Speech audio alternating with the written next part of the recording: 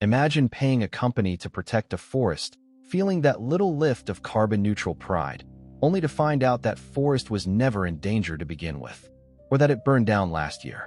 This isn't a hypothetical. It's the multi-billion-dollar reality of the voluntary carbon offset market, a system where promises are sold, guilt is assuaged, but the math of our actual atmosphere rarely adds up. I'm Ibnul J. Farabi, and this is the unraveling thread. For years, the pitch has been simple. You can't eliminate your emissions? Pay someone else to eliminate them for you.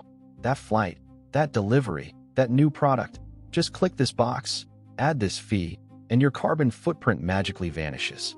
Corporations, airlines, even entire governments have embraced this as a core climate strategy. It spawned a sprawling, unregulated marketplace. A marketplace, it turns out, built on what one investigative report called phantom credits. Let's pull on that thread. The first major flaw is the concept of additionality.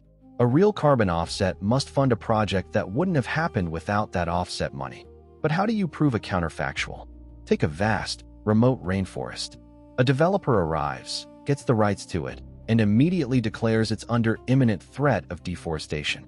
They then sell avoided deforestation credits to companies like Disney or Shell. But later, satellite imagery and on-the-ground reporting often reveal there was no real threat. The forest was just a forest. The credits were for a disaster that was never coming. The financial incentive, perversely, is to seek out the safest forests, not the most endangered ones. Then there's the permanence problem. A carbon offset is supposed to sequester carbon for 100 years, often more. But we live in a world of escalating wildfires. A California forest project sold millions in credits, only to burn to the ground in 2021, releasing all that stored carbon back into the sky. The credits, however, had already been sold and used. The companies that bought them still claim that climate benefit. The ledger in the sky doesn't care about our accounting. This brings us to the cartel itself. Not a shadowy room of oil executives, but a network of project developers, verification agencies, and registries that have all benefited from the market's explosive growth. The verifiers are paid by the very projects they're certifying. The registries compete for business by offering, some allege, looser standards. It's a classic case of the fox not just guarding the henhouse, but designing it, building it, and issuing certified guarantees of its security. The result?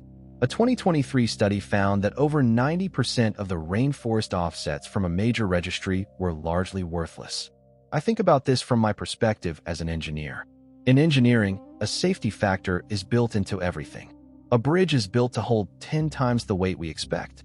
In this carbon market, the safety factor appears to be negative.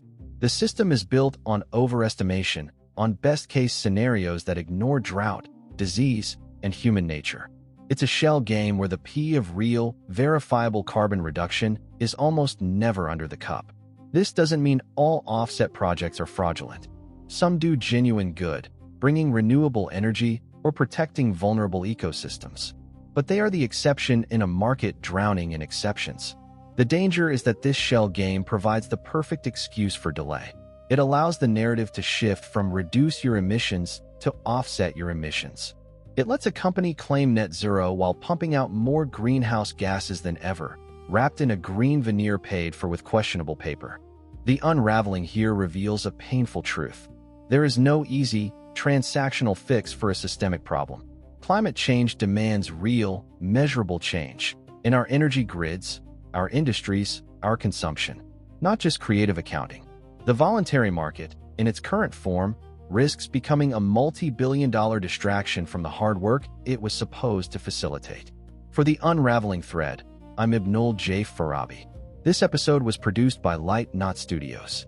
You can find more of our narrative journalism at https://www.lightknotstudios.com.